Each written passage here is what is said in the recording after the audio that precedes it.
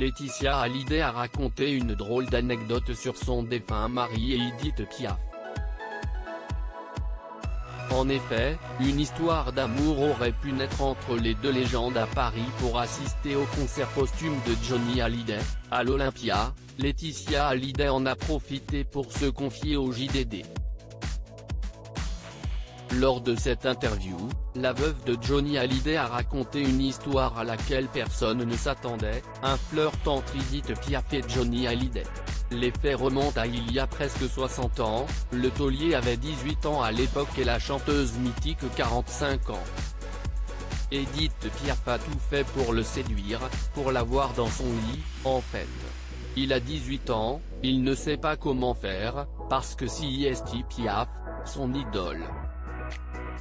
Durant le dîner qui suit son premier concert à l'Olympia, en 1961, elle lui pose une main sur la jambe et elle remonte.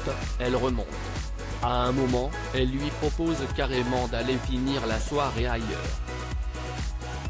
Une attirance physique à sens unique, malheureusement pour Édith Piaf.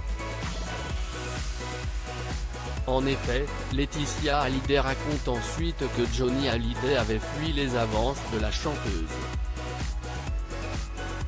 Une réaction qu'Édith Piaf avait à l'époque très mal vécue. Il a eu peur, il est parti.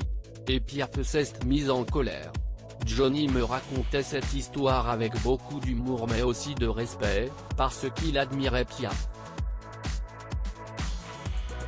Il l'a chanté en reprenant l'hymne à l'amour.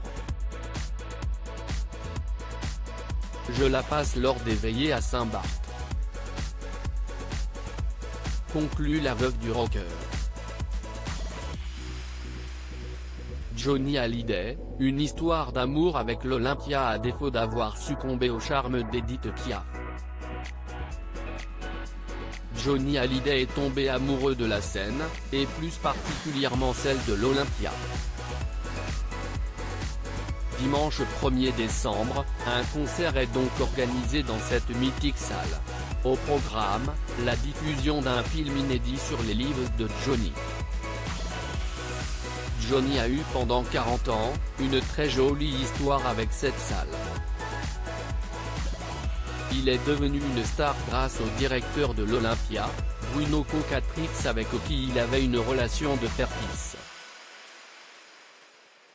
C'est ce que nous allons raconter, déclare Michel Jankiewicz, un des organisateurs de l'événement.